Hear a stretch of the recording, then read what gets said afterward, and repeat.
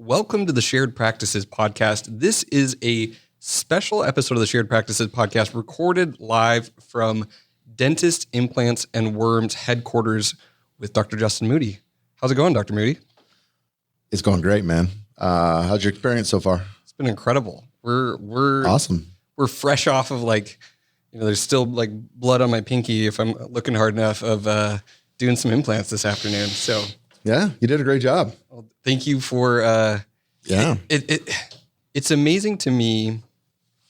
And before we get into this, I want to preface this. In this episode, we're going to talk about how to actually implement this to grow your practice, implement a new procedure, specifically implants. And I want to hear how people, I want to hear the mode of failure of when people fail to go back to their practice and make this a reality and incorporate this into the office. What stops them? And then how would you do that? Because we're doing a whole season on growth, and I think this conversation is super valuable. It's something you talk about the economics of it, but also just the reality of what does this look like to go from a non-implant placing dentist to a dentist who has grown their practice via implants. Yeah. I think having a focus on growth is great because everyone, as you grow your practice, you grow the modalities within it. You know, like we all grow differently. You know, some people grow towards CEREC, some people grow towards implants, some people grow towards fillings and BioClear and whatever that might be. So I'm here to help you grow your implant practice. Cool. Well, yeah. This is going to be a fun conversation, and let's get into it. This episode is brought to you by Swell. So all of us who are already using Swell know that it crushes reputation management. It's like turning on a steady stream of reviews that requires no effort from your team and just works. It's amazing. Additionally, it makes it easy to stay in touch with all of your patients before and after their visits. And it even has a great way to set up a virtual waiting room. But there's more good news. Swell has a brand new version of their platform. And on top of being simpler than ever to use, you can now actually get patients to pay via mobile, which is incredible. The reason that Swell is so effective at getting reviews is they make it easy. They've now brought that same ease of use to paying for dental treatment even after patients have left the office. Mobile payments are a great way to text them a reminder so they can pay at their convenience right on their phone. You can pay via credit or debit card, ACH, or even Apple Pay or Google Pay with just a few taps. No more phone calls, no more chasing people down with emails and letters that always seem to get lost. And it gets better. This new release includes Swell Schedule, which is an easy way for patients to request an appointment time that works for them, so you can lock down those appointments quicker. Listen, Swell is one of those things that you just need to try it out, turn it on, see the results, and then you're converted and you're like, well, I'm never going to shut this off. Listeners of the Shared Practices podcast can try Swell for free for 30 days. No commitment. Just set it up, see the results for yourself before you pay anything. To take advantage of this offer, head to swellcx.com/sharedpractices. That's swellcx.com/sharedpractices. Well, sir, things have changed in your life since the last time I saw you, for sure. Tell me about you're no longer serving our country in a full-time capacity. Yeah, so I got out of the Army on April 7th, and we're now in May. Are we at the end of May? Yeah, that's like 5 weeks ago. Yeah, not very long ago. And I'm still on terminal leave, so I technically am still getting paid by the Army. You can save up your days off and then take them all at the end, and COVID canceled all of our travel plans. And so I had a fat stack of 58 days. Oh, wow. Where I was like, okay, let's get paid and not have to do any work for the Army and get to transition out. And it's been an incredible experience. The HPSP scholarship, the 2-year AEGD residency I did at Fort Hood. I've been able to do some recruiting for the Army. And then I started a podcast for the Army called Army Dentistry at Work. So it's been a crazy ride. It's been a lot of fun. I'm trying to figure out, when did you start your podcast? Oh, wow. So, it had to have been in 2017. Okay. Yeah, like it had to have been in 2017, or maybe even early 2017, because we built the first studio up in Rapid City, South Dakota. And then, we did it for at least a year or so. And then I moved here in August of 2018. So, I'd say sometime in 2017. So we have very similar podcast babies then. So we started Shared Practices August of 2016. And I was just starting my 2-year AEGD residency, which when you've got 2 small kids and you're in a residency that requires more of your time than dental school ever did, and it's the Army, so they own you twice. They own you because you're a resident. They own you because you're in the Army. Right. Probably not advisable to start a podcast on top of that. So you go from working all day, staying late at the lab, come home, and then you disappear in your closet. And, hey, hon, I'm going to go talk to the microphone in the closet. I promise it's a real thing. So kind of one of my many stupid decisions. Well, when was the first Voices of Dentistry? Let's see. We didn't do 2020. So we did 2019, 2018, Nashville, 2017 here. So 2016. Was it? I think it was 2017. 2017 was the first one. Was that? And that was like right when you were starting, right?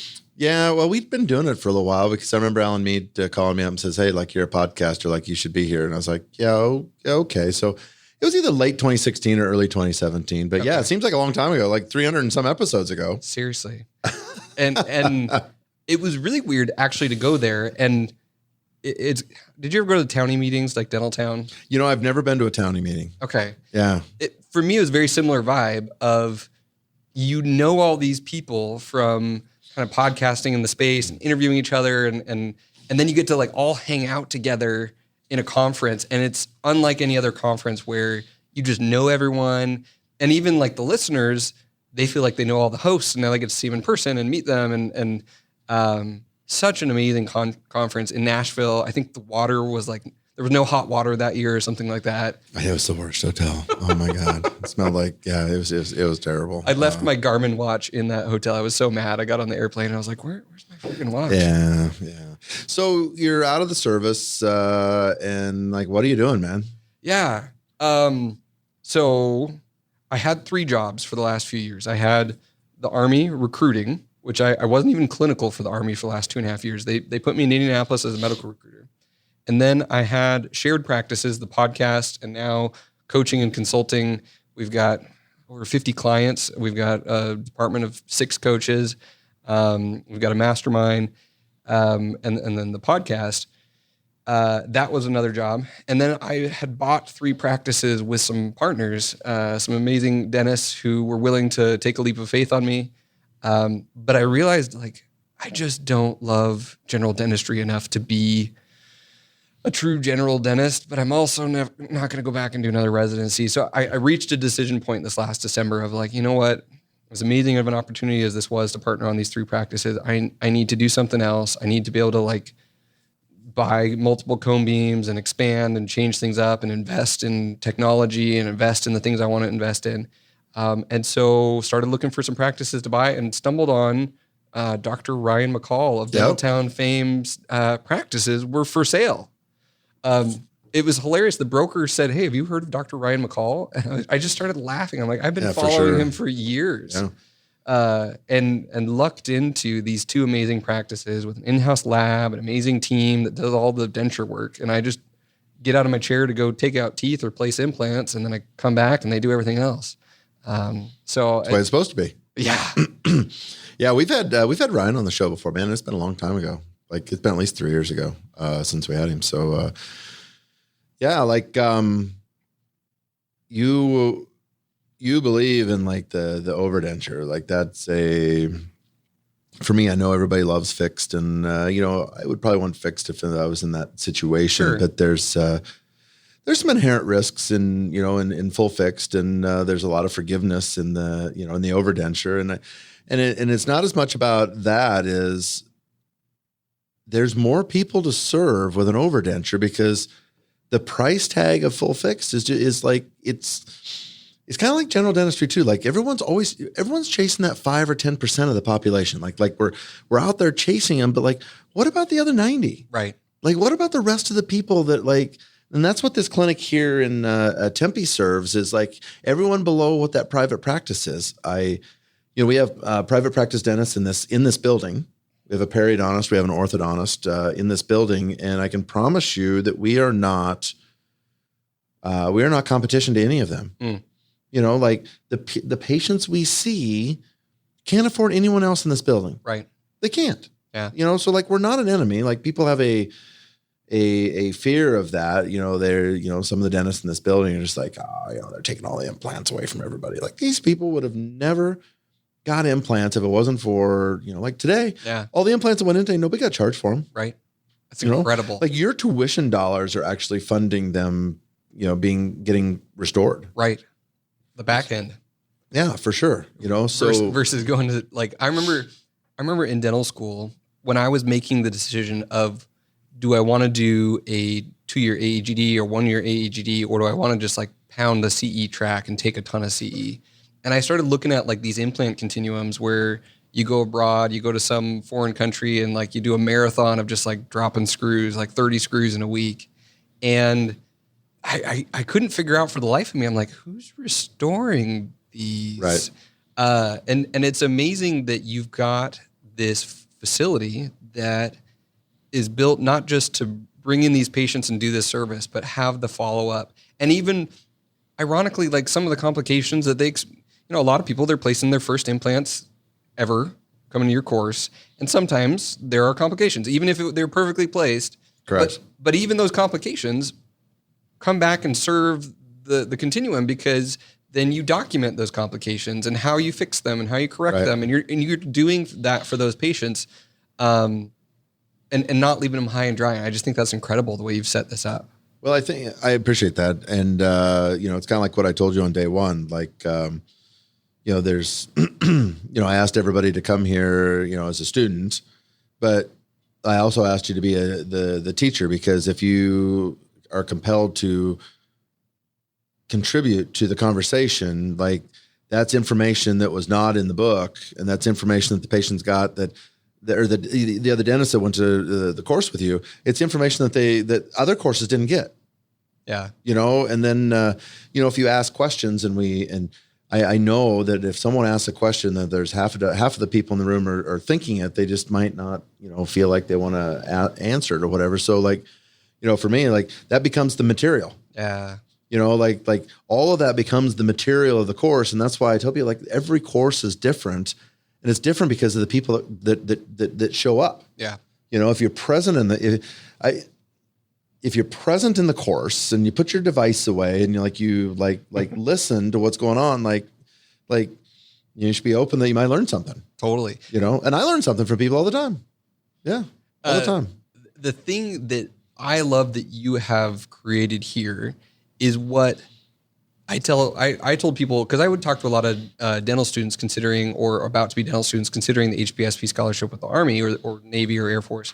And they'd be asking about residencies and 1-year AEGs and 2-year AEGs. And the thing I would tell them is the difference between most weekend CE and an AEGD or a residency is when you're taking out a tooth and you've got an oral surgeon standing over your shoulder and they're watching you take out the tooth, and you've got your elevator on there, and and this happened to me. I put the elevator on the tooth. At this point, I'd been taking out teeth for 4 years. I thought I was pretty decent at it.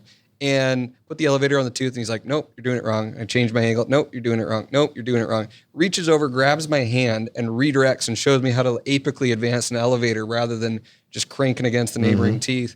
And that ability to have someone with so much more expertise watch you do it wrong and provide just little teeny tips and tricks and advice, that's the experience that you don't get from CE that's just lectures.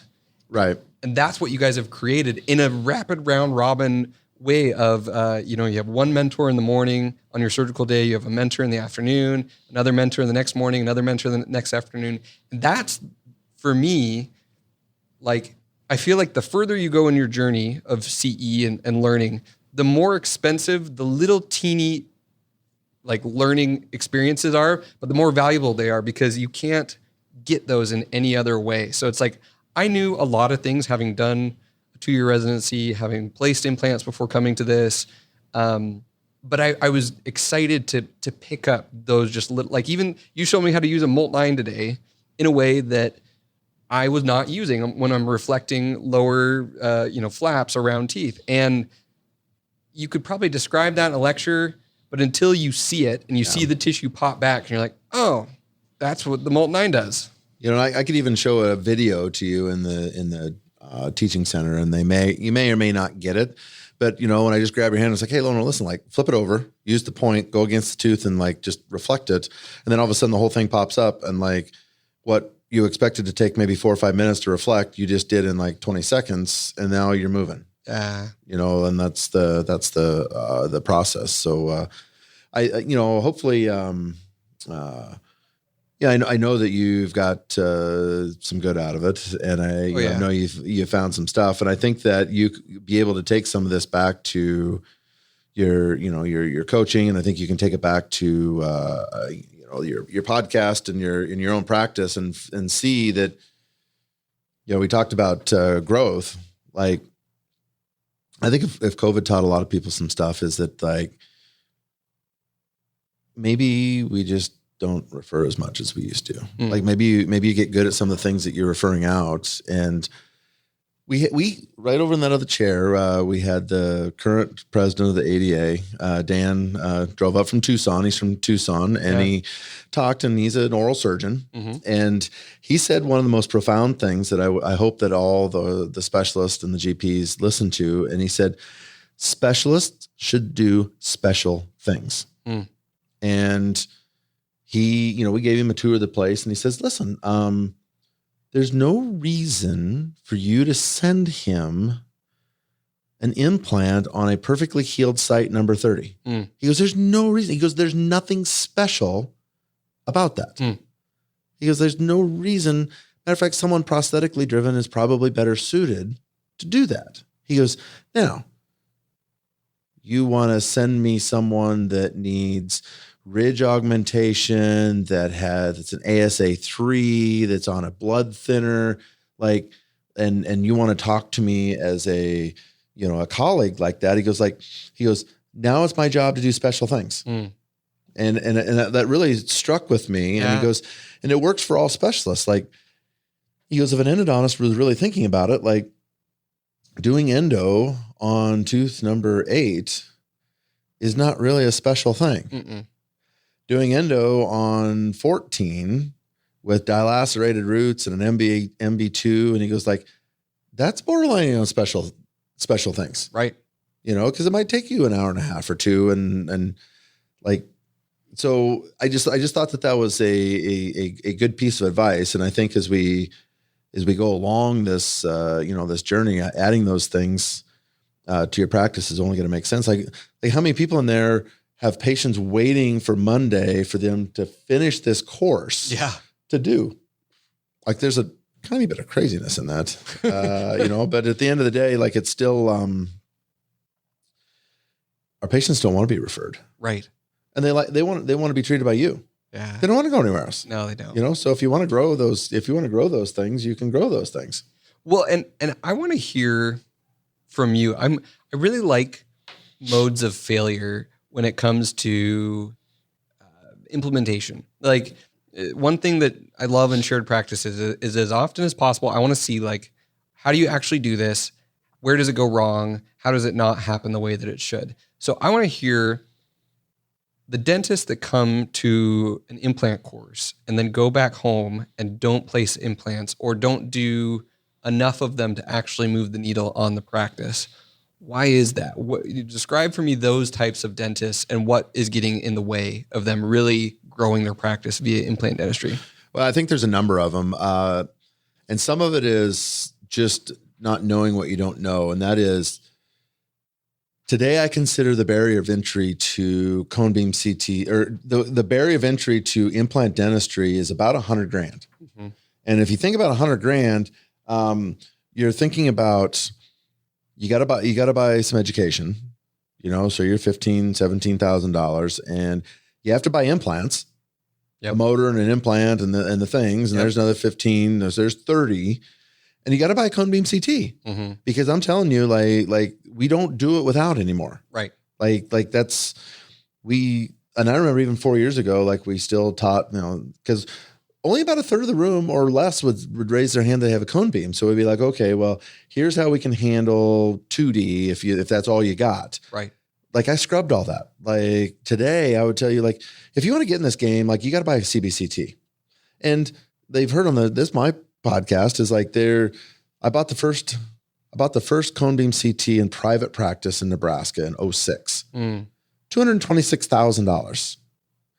Today you can get a better machine than that one was, not the company, but like you can get a better machine than what that was for $50,000. Right. $50,000. So now we're at 30 and 50, we're at $80,000. And then you got another 20 and like you may want to buy a cube. You may want to buy an inner spin so that you can draw some blood and use the biologics and things. But even if you bought those both too, like you're approaching $100,000. So the biggest thing I see when we have a non-starter is that they come here and they're not willing to spend the rest of the money. You got to spend the rest. Yeah. Like you got to spend the rest. So they come here. Yeah, I'll get a cone beam. Everything's exciting. And then if you're not ready to go back and do it Monday, you'll just revert back to what you know. Right. Like you'll just fall back into like a busy schedule of crowns and fillings. And then every week that goes by, your confidence in taking that blade to the tissue goes down and down and down. And then ultimately you don't do so. So truthfully, probably the main reason why someone wouldn't go back and implement it is they don't finish off the money.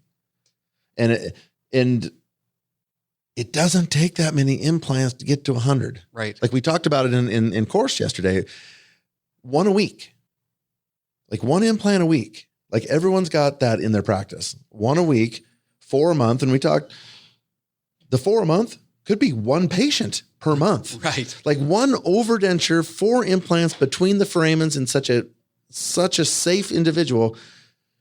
That's, 4 a month. That's 48 a year.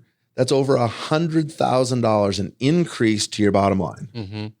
Like even if you get to buy the entire banana, like all I ask is one a week and you'll make it all up in the very first year. And I love that, like you've just laid that out of like, here is the problem. People will invest. And for some people, they're like CE junkies. Like they just get a kick out of like Correct. Learning more, but going back and implementing, they're scared. They're unwilling to purchase the rest of that. I have bought 3 Action X Minds in the last 2 months. So I'm $150,000, which is still less than the one that I bought. Yes. That you bought. So I've now bought 3 for less than the cost of one. And I've financed them either through my acquisition loan or through, Patterson or whatever, because I just see this is impossible for this to not pay off. It is. And there's nothing that those machines aren't just about implants. The machine doesn't care. Like the machine doesn't know you're using it for implants. Sure. Like it's got software for it, but like, symptomless apical lesions of endo, like they're abound. Mm-hmm. Your ability to take out more teeth because you know what's under the surface, easy. Like your ability to section teeth and take them out in a logical manner, like important. So all those things. And if we don't have it, like we're not going to use it. Like it's just going to fall by the wayside. And I think everybody pretty much knows, like, if you don't have cone beam CT, like you shouldn't be playing in this field. And there's plenty of old timers that just never bought one. It's like, Sure. I've placed thousands of implants. Well, yeah, you have, but like I placed from 07 to 06. So 9 years or, 97 to 06, I placed for 9 years without cone beam. And I can tell you, when you go back and look, I avoided the posterior maxilla or mandible almost at all costs. I didn't do any of those. Things. And, I passed on 1 million implants because I wasn't willing to I wasn't willing to sacrifice the safety for the patient. So I just didn't do them. Sure. And today, like I can look at a cone beam and I can tell you whether I can do it or not. Right. Like I don't even really need to look at the patient. Like I can tell you from a bone perspective, like I can either do it or I can't. Right. And that technology there helps you. I will also say this goes into whether or not you should be a practice owner is one of the questions that we've tried to answer in our podcast. And one of them is your tolerance for financial risk, for debt. Oh, yeah. And some people just have a really, really hard time spending money. And you could be cheap as a practice owner and be very successful. But part of practice ownership is you now have an investment or a vehicle for investment unlike any other. You could go throw it in meme coins or all sorts of other things, but the compounding and the asset that you're building, the cash flow that comes out of your own practice by reinvesting in it, you have to have the stomach lining to be able to pony up and double down on your practice. And that is and all of that's tax deductible. I mean, people talk about like ways to, invest and get immediate returns and all these things. It's like, if you invest in your practice and you grow your practice, that was tax deductible because all of that was an actual expense to your practice. Now you've increased the cash flow, you've increased the value of your practice. The ROI there is immediate and very real. And that's part of being a practice owner, is being able to think about decisions like this from that perspective. What about, do you feel like there's another component of people who take this that maybe they just haven't, like the extraction side of things and flaps is like where they struggle versus the cone beam? Like some people just think that in theory they want to, place implants, but they're not flapping enough. They're not taking out enough teeth. What are your thoughts on that? I mean, there are some. It doesn't make up the majority, but there are some people out there that, you know what, they go back to their practice, even after live surgery, they go back to their practice and they're just like, no, this just isn't for me. Like at some point they have to take the scalpel to the tissue and make it bleed. And they just don't do it. And that's okay. What I hope though is they still can grow their practice. And whether you place the implants or not, if you come through here, you should have now a better understanding of how you communicate to your specialists. And I use this as an example. So before taking this course, you may send to the oral surgeon and say, hey, I need an implant in tooth number 30. Well, that's fine. But you're going to then now, you're asking the oral surgeon to make all the decisions for you. You're asking the oral surgeon to understand where you want to have the crown and whether you want it cement retained or whether you want it screw retained. How deep do you want it? What kind of emergence profile do you have? Is it a thin tissue type or a thick tissue type? Like you're making them all make all the decisions. So when you do that, you really surrender your power to of being able to be upset when they come back. So they come back with something that it's hard to restore or whatever. Well, like you didn't do anything. I think if you went to this course and you went through it and you're like, you know what, like I love my oral surgeon, I love my periodontist. We have a great working relationship. I can fill my day with other procedures that I like better than the blood, and I'm just not comfortable with it. That's fine. But imagine a scenario where you could then go to your oral surgeon and say, hey doc, this patient's been edentulous for about 5 years. We got a little bit of a slant to the buccal plate, and I'd like you to, bring that lingual so that the screw access hole is in the center of the center fossa of the tooth, and hopefully it's underneath the palatal cusp so that we can drive the forces down the long axis of the implant. She's got a really thin biotype, so I would prefer that you not tissue punch.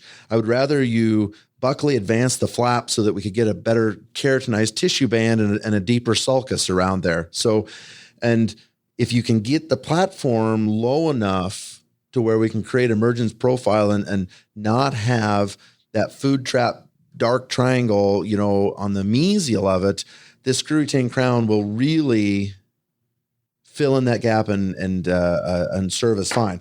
Now think about that difference in your communication with a specialist, like do my 30, or like I just told them how I want it. Right. And when it comes back and it's too tall and I can like all these other things, you can go to them and say, no. Like my script and our conversation said this. Right. Like this is what I want because I need it parallel to the contact points. And I need these things to be able to restore it and not have any problems in the future. The course was still worth the money. Right. Like whether you do it or not, like I would hope that you took away from it an ability to deal with someone that's, well, for one, you should come away with the practice, come away from the course with the knowledge that like, I never want to do dentures, partials, or bridges again, that don't involve implants. Sure. So if you do that, then when you go home and you don't want to do the surgical procedure, your mind is running about, okay, like all I see now is these edentulous sites that need implants. Like you might swamp your specialist. And in doing that, like, man, make sure that you learn how to speak to them in the referral base to get what you want back out of it. So that would still grow your practice. Like if you go back, even if you're not doing the surgical phase, if you go back and start treatment planning all the edentulous areas that are already in your practice, like you'll grow your bottom line a ton. Right. By just doing the pros on top.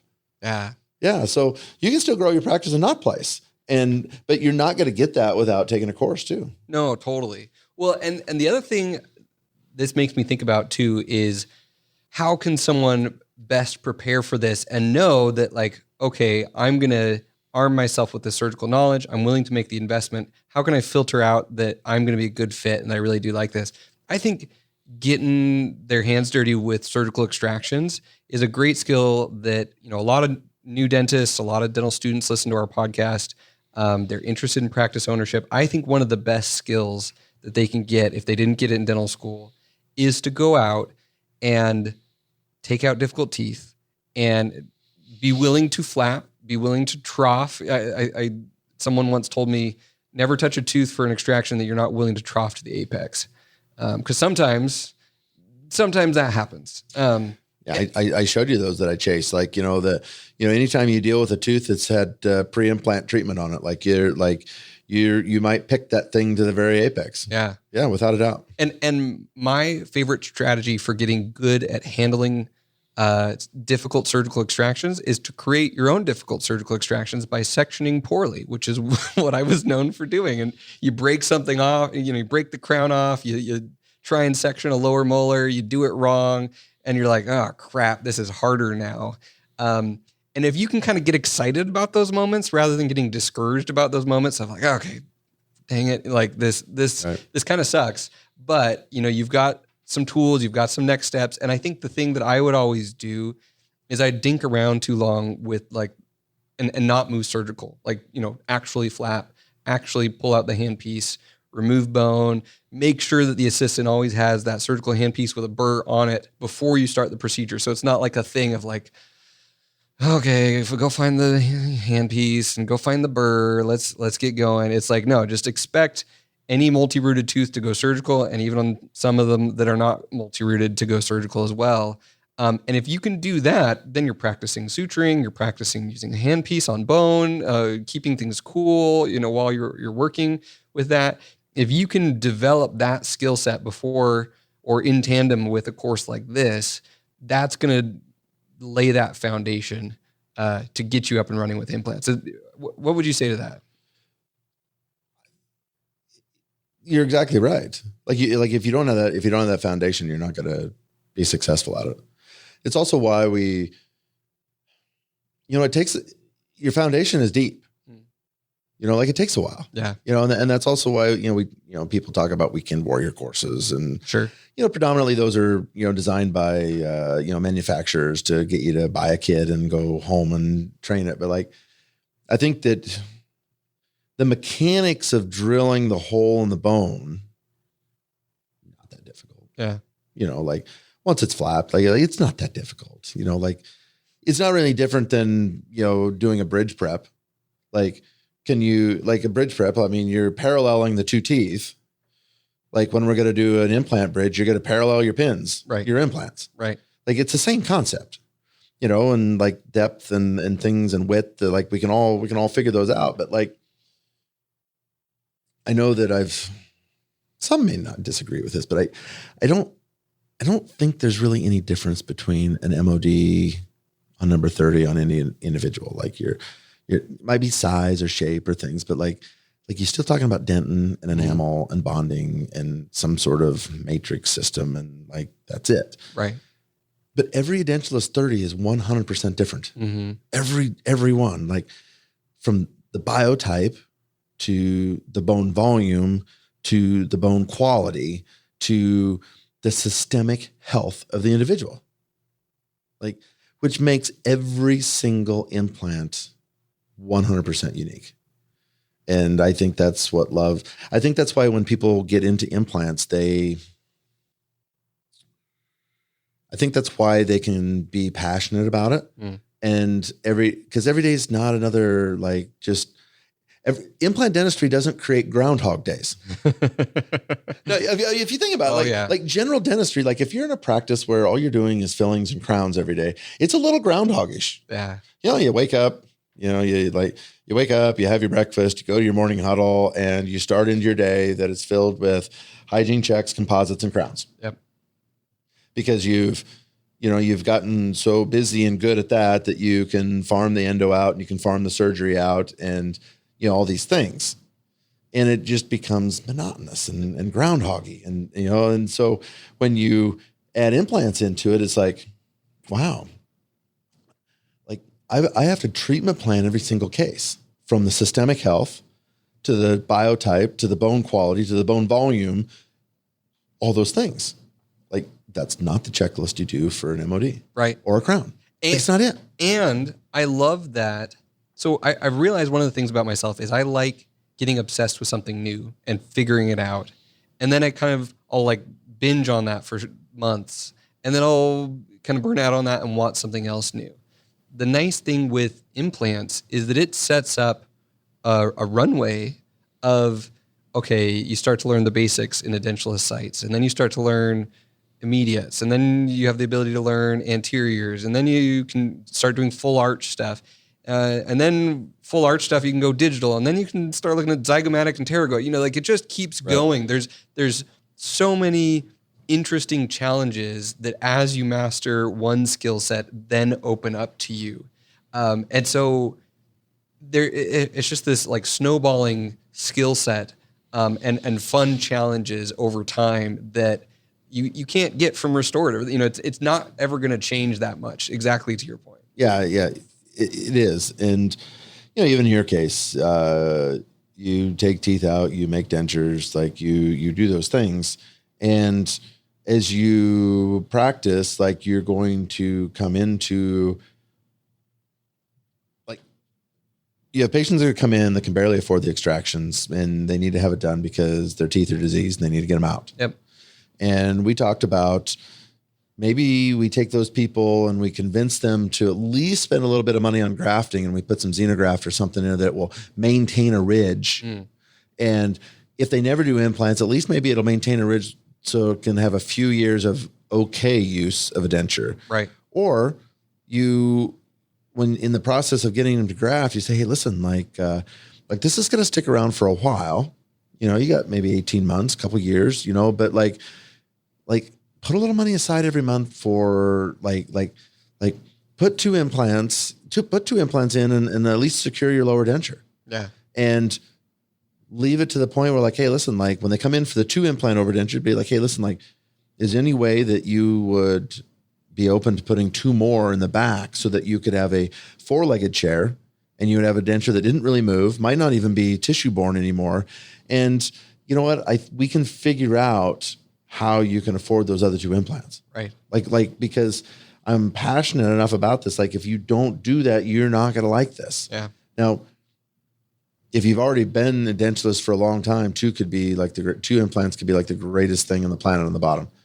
If you just came from real teeth and you went to a 2 implant overdenture, like, you may never ever like that because it's different. It still moves and stuff. I love what you said in your lecture the other day of, if you are going to do implant retain overdentures, letting the patients heal with the cover screws, no locators, letting them experience the real denture for 6 months while they heal, then makes them so grateful and excited to hook that up to implants, versus if someone goes from teeth to, snap it in with locators or fixed or whatever. Yeah.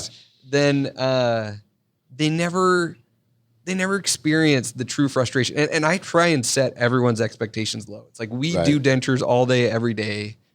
They're gonna suck. The upper denture can be less awful, but the lower denture, no matter how great of a denture we do, you're gonna hate it. It's always awful. Yeah, it's always awful. And some people don't agree with it, but like getting your patient to suffer for at least the 4 months is but I'm not I don't want to listen to them bitch or anything like that. But imagine a scenario where they have a 4-month period where they understand what life would be like for the rest of their life if they don't get implants or if they had not had them placed. Like they need that ingrained in their brain that this is horrific.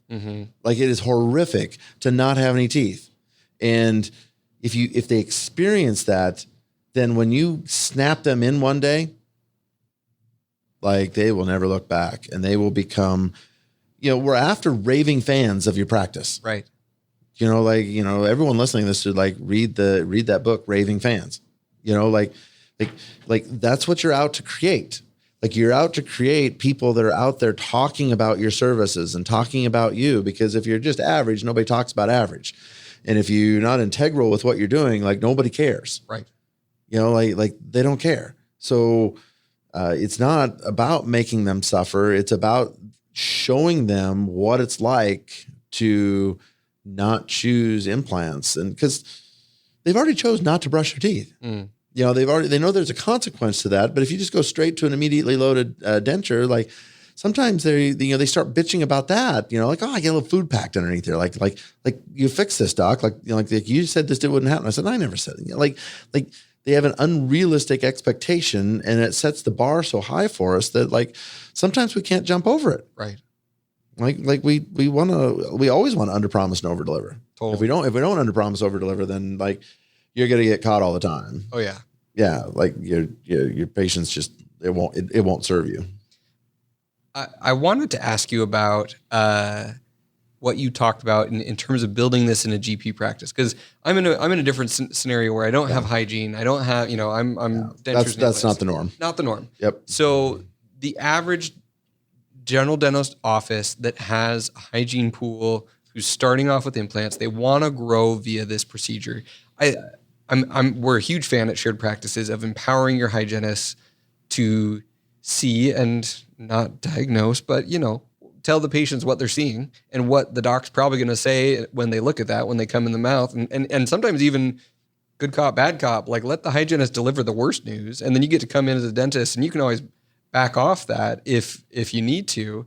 But the patient's expecting the worst because the hygienist saw something and said something to the patient. How do you build up a hygienist that a team of hygienists who are looking for edentulous sites, who are talking to patients about implants, who are ambassadors of what dental implants can do, and then therefore really incorporate this into your practice? Well, you have to educate and put the time and effort into your team. If you're not willing to invest in your hygiene team and the rest of your team, then you can't ever expect implementation of what you've learned into your practice. So if you want your hygiene team, which by the way should be your number one referral source for implant dentistry, not the flyer, not the Facebook deal.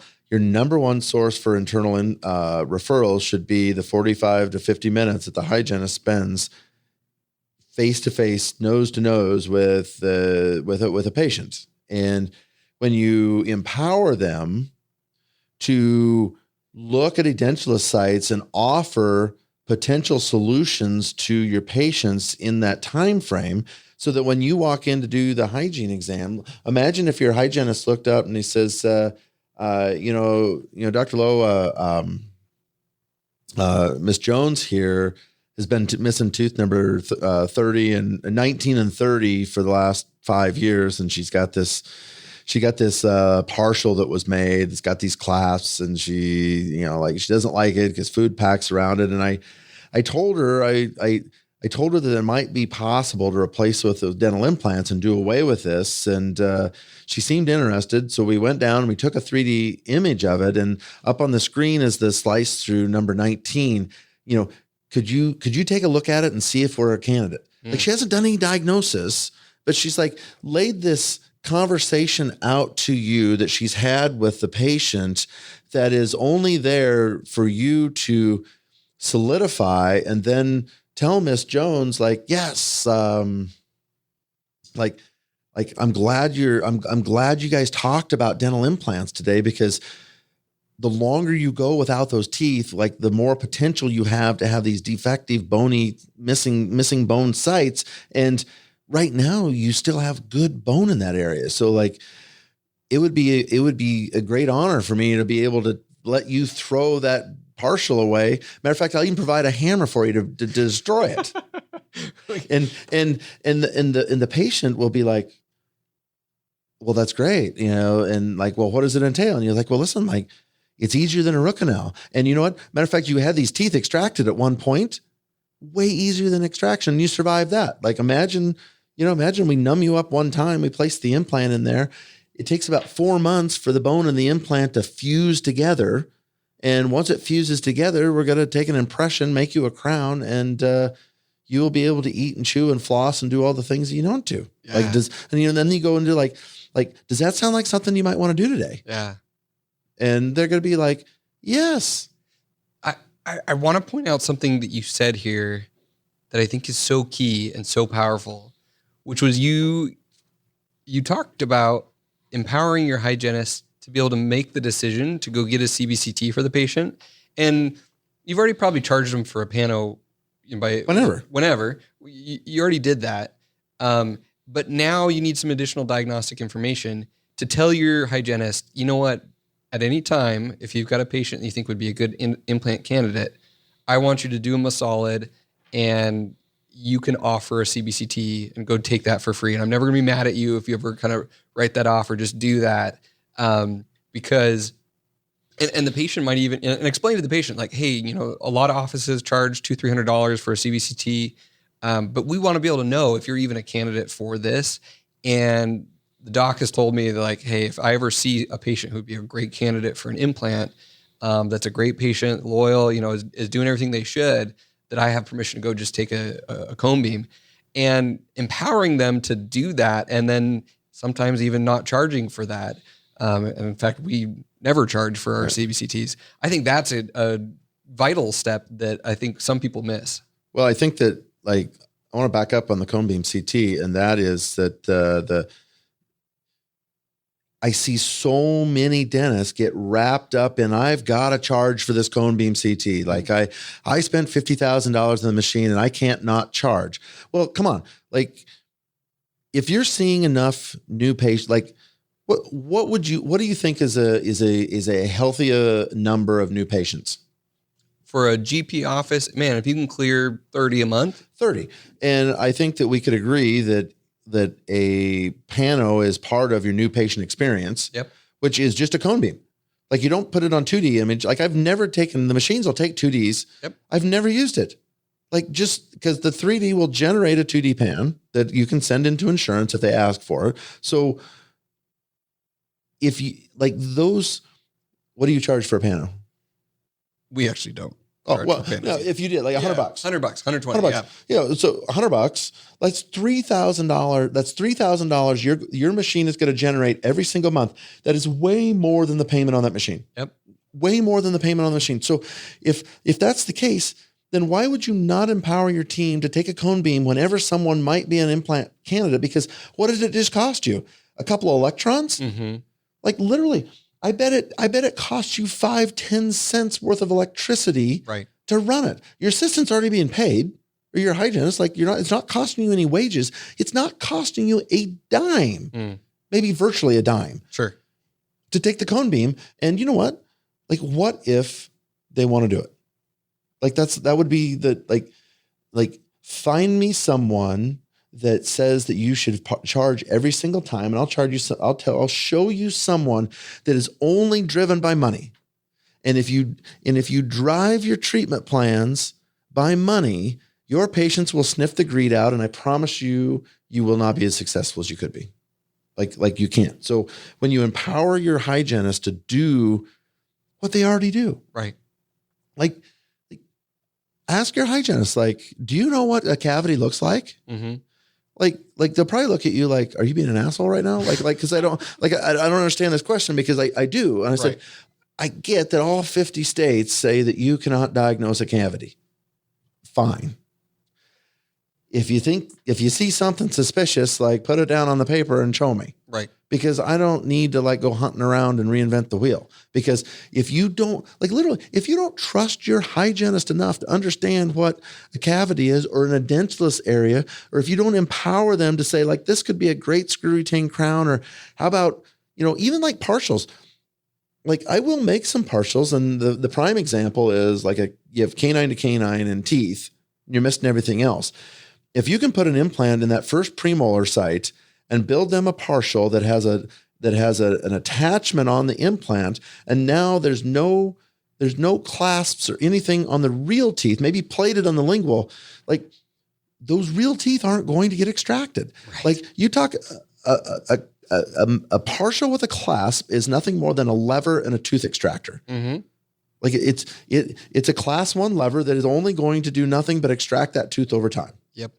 So putting an implant, you can have a partial denture with implants and maintain that for a long, long time. So like when I say no dentures, partials, or bridges, it's 99% true. We talked about it in class. Like if someone was 90 years old and they're missing number 14, and the only solution would be a big sinus augmentation and things, and the patient says like, hey, I'd like to have a bridge. Like, yeah, okay. Sure. Like I'm good. But that same scenario in a 20-year-old, like I would never do it. I'd be like you've got to do the sinus augmentation because you need those teeth for another 80 years. Right. Like it's not that I don't care about the 90-year-old, and I would ask them if they wanted the sinus augmentation. They might not. They're less likely to have it. So, it's in his dentures. Like I told you, like I used to charge $7,500 per denture, and be able to be like, well, no one will ever do that. And I said, well, I hope not, because if they would, I'm going to just give them the implants for free.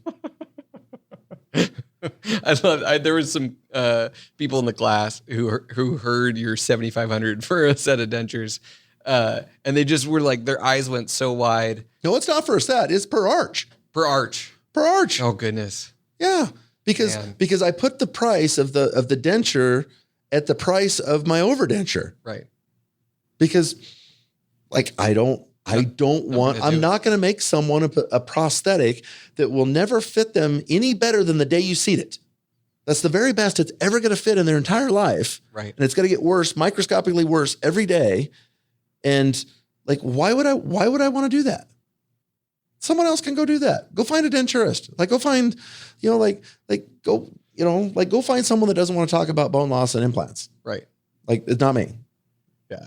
And I also loved, which that's us. And I love, ironically, I'm on the end of like, we do a lot of dentures. Mm-hmm.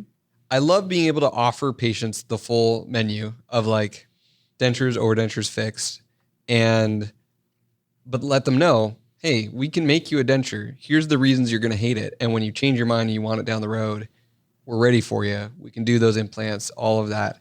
I also think this is like 5 minutes ago, you said smashing their partial or their denture with a hammer. Has anyone ever done that? I do it all the time. Okay. So you take someone that's wore dentures forever. Yeah. And you tell them like, hey, I'm gonna put some implants in the bottom, and I'm gonna make you a new lower denture, and you'll never have to use adhesives again. Like, does that sound like something you want to do? Well, of course. So there's nothing more gratifying for the patient than the day you snap those in and they're like, oh my God, like these don't move anywhere. So you take them outside and you give them a rubber mallet, and you put the denture and you put some safety glasses on them. You put the denture on the ground and like, would you like to smash your denture? Because you can't ever wear this one again. Like, do you think it might make you feel good? And they just beat the shit out of it.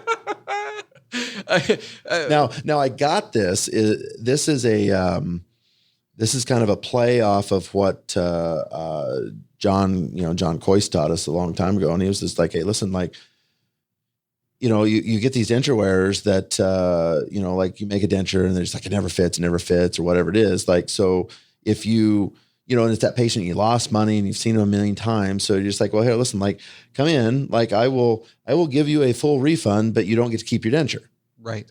And they would give you the denture and you would give them a check. And John would say, he goes, now smash that denture in front of them. And we'd be like, what? And he goes, it's not for them. It's for you.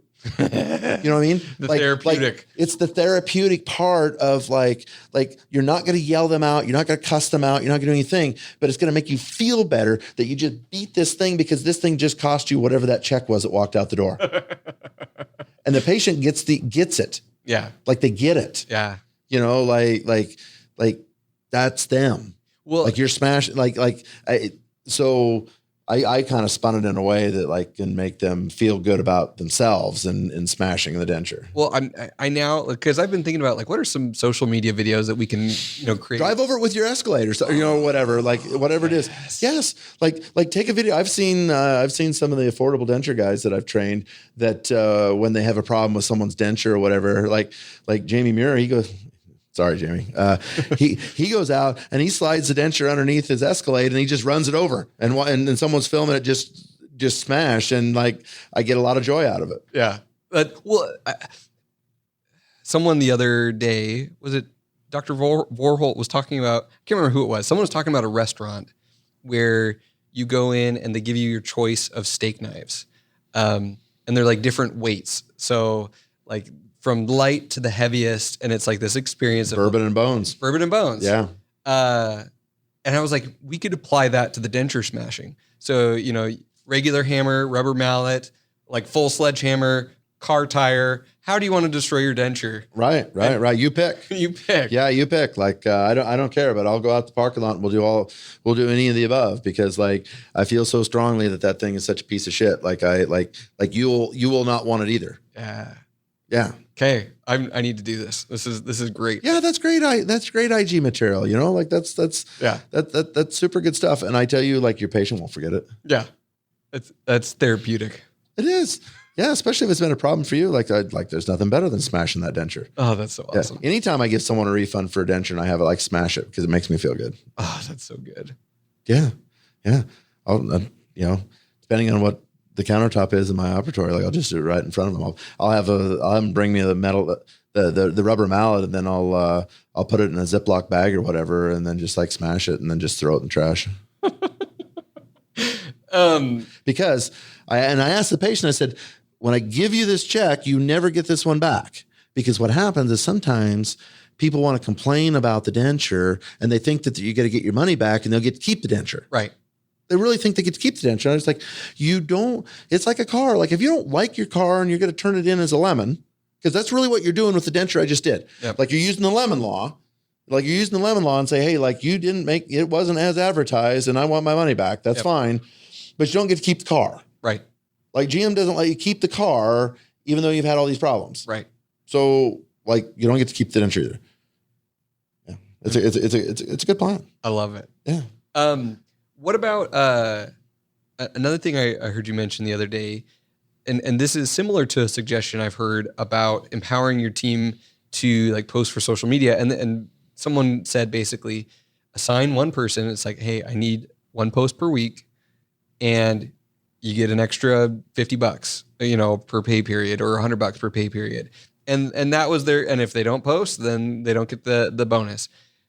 Do you ever see offices bonus around Edentulous sites and implants for their hygiene department? Well, I do. Like if it truly comes out of hygiene, like if the hygienist identifies the Edentulous area, does the cone beam CT, puts the slide up for me, I walk in, slam dunk, the patient schedules, they drop the screw, I give them $100. Nice. Like some people don't like to monetize I don't really care what you do. Like the downside to that is it's not. And I'm trying to figure out a different way because that does not empower your front desk or your assistants. It's not a team effort. It's not a team effort. And your assistants and your front desk can easily sell implant dentistry as well. So it should be more along the lines of, how can we discuss from a team standpoint? It's just hygiene heavy. It's just hygiene heavy. So you could put something like, hey, listen, like if we, if we get 10 implant referrals a month from whether it's the phone or the assistants or the hygiene or whatever, like everybody gets a $200 bonus on their check or $250 or whatever it is. Like there's a million ways you could do that, but like I think that it'd be better if you could empower your entire team. Right. So I mean, you could even say for every implant that comes out of hygiene, depending on how many team members, you say you add $10 to that month. And then at the end of the month, you just bonus the total amount to all your team members. However. Yeah. You don't want to make it too complicated, because you don't want to make it so complicated at the front desk. Now that's a task. Right. Like another thing to track. Yeah. And one of the things, that we did for a long time was the fishbowl. And I don't know if you're familiar with that, but like we would have a daily goal, whatever it is in the office. Say the daily goal is $5,000. And every time you went over $5,000, we had a fishbowl. It wasn't clear, but it was, a bowl. And there was a $100 poker chip, 250s, 425s, and then the rest of it was filled with tens. And I always had cash. And everyone at the end of the day would reach in the bowl and pull out the chip.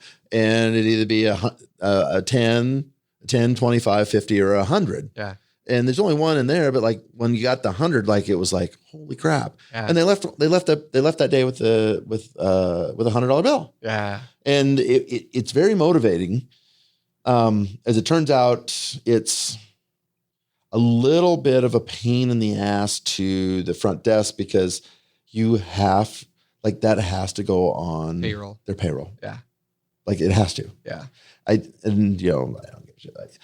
When I first implemented this, which was a long time ago, like we didn't. Right. And I would expense the cash that I would get as marketing. But then, my accountant's like, he's like, I'm not 100% on board with this. Yeah. And he goes, so track it. Well, it's funny that I've had employees come to me and say, yeah, I don't want to do that because I don't want to pay tax on it. And I was like, all right. I said, stop. So even if you were at the highest tax bracket, 40%. Yeah. So if we don't have the fishbowl, you leave the day like you just made your wage. If you won the $100 bill, you owe the government $40 in that, but you still walked away with 60. That's 60 more than you had after you paid tax. But the logistics for them, they see their paycheck dip. A smidge. For sure. And so like they got the it's money. Not worthy. Yeah.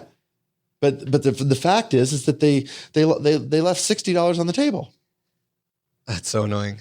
So yeah. I wonder if they pull out the 100 chip and you actually give them 90 and then 10 is going to come out on their tax or, whatever. Yeah, there's ways to do it, but it becomes an administrative nightmare. Yeah. It just becomes an administrative nightmare. Like actually it would be the best way to train your children on taxes and how you do. Like you should tax their allowance. Like you should say, you know what, if you clean your room and wash the dishes and whatever, like you get $10 a week or whatever it is. Probably inflation today is probably like 20 a week or whatever. Right. Or 50, whatever it is. But like, when they first get that 20, you should give them $16. And they're like, hey, you told me you're giving me 20. Well, like you owe tax. You owe dad tax because I have to go to the bank and get the cash. So you get 16. Right. Because when you go to work at McDonald's when you're 16 years old, they're going to do the same thing. I remember when my wife got her first full check as a teacher. So she'd gone to undergrad. She'd worked before. She'd had other hourly jobs. But then she had that tax deduction out of her paycheck. And she was livid. She called up people. She was like, what the heck? There's this huge chunk out of my pay. and everyone just laughed at her. I felt so bad. Sorry, hon.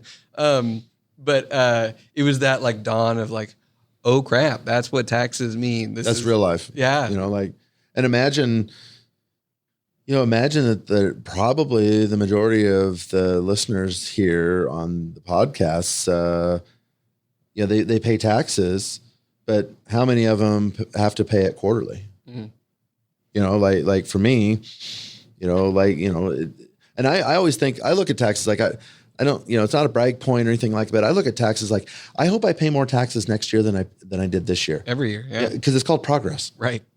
It is, you can spend all year long looking for loopholes and doing these things to try to lower your tax, or you know what? Like you get an accountant that already does that for you. And go make more money. Like I tell my accountant, I said, listen, like I am perfectly fine with you operating in the gray and taking it to the edge of red. But like, you're the one that has to defend it on an audit for me. Right. And I'm not going to jail. So like, I want the maximum of deductions allowable by law. Right. But I don't need you to do something that might put me in an orange suit. Sure. Because I have complete control over that, right. So like just pay your taxes. Yeah. Like, hey, listen, if you're tired of paying taxes, then quit working. Yeah. Like that was Monday. Yeah. Like, did you know I was grumpy Monday?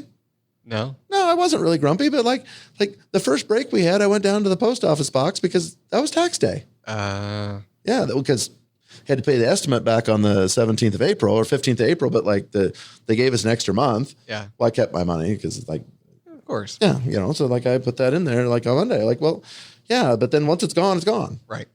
Like whatever. Yeah. Go make more. Well, and speaking of which, we should probably wrap this up. Any other last advice on growing your practice via implants, and especially from there's two perspectives that we care about. There's the soon-to-be owner who's an associate for someone else, and sometimes they find learning implants very difficult because they don't have control over buying the CBCT, buying the implant equipment. And then there's the new owner who has all of these things to prioritize and things they could change, implement, introduce to their practice. Encouragement or advice to either of those categories to wrap us up here. Yeah, like I know when you're buying your first practice, whether you're building it out and going from scratch, or you're buying someone's practice down the street, or whatever that is, like, eventually it turns into all dollars and cents. And it's like, like I'm not going to buy the cone beam CT right away. Like, well, that's a mistake, because in not spending it on the front side, which you can then take that over 10 years or whatever it is, pay that off out of a big like equipment note or whatever. Yep. Like it's going to take you forever to go buy it, because you're like, once you have your note set, like you don't want to get another one. Yep. And that $50,000 cone beam unit would have added what to a 10-year note on equipment? Like virtually nothing. Right.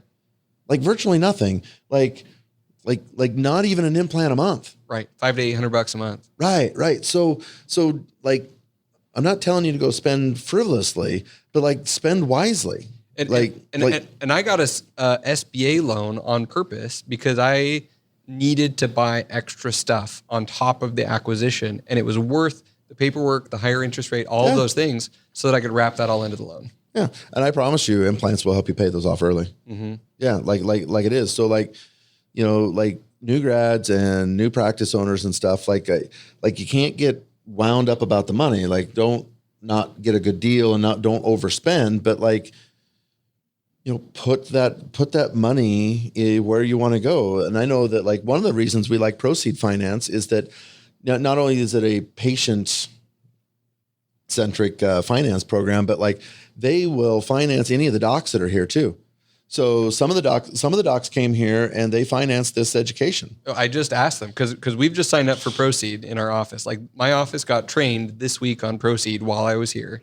And I asked them, because I'm looking at the full arch fix continuum that's coming up later this year. Mm-hmm. So I asked the Proceed guy, I was like, do you finance CE?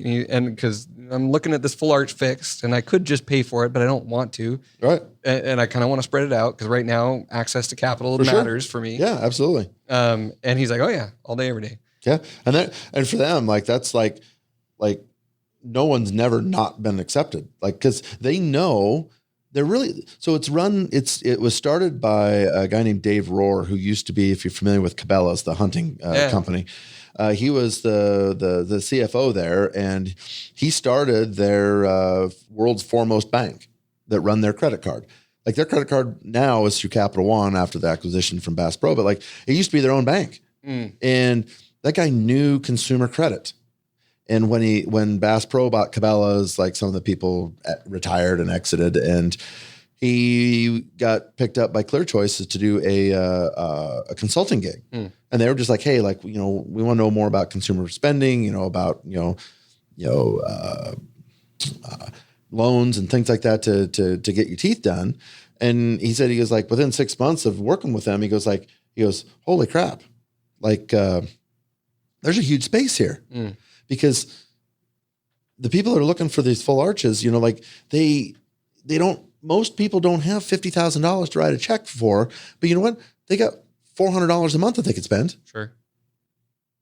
So like, and so that out of Proceed was born. And then when they started working, I used them before I even started this teaching place. And then, I told them one time, I said, listen, like a lot of docs come through here, like, would you be willing to initially just like, would you be able to loan them the 17 grand, take the course? And they'd be like, well, that's a no brainer. Like dentists rarely default on loans. Right. Like dentists are such good loans.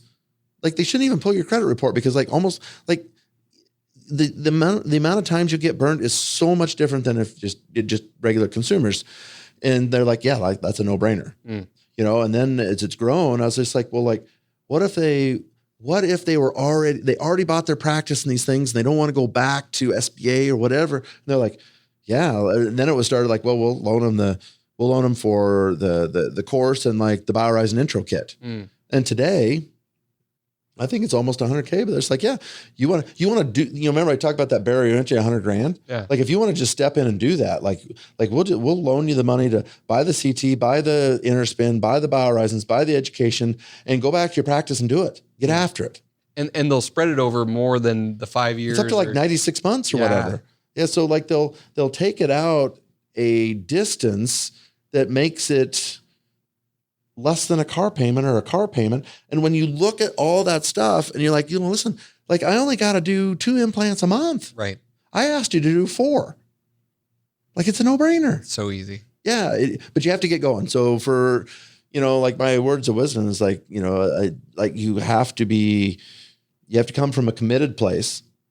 Like you have to come from a committed place. I'm going to implement this into my practice. Yep. And to be committed to it, like you have a financial commitment over here. Like you have to get these things.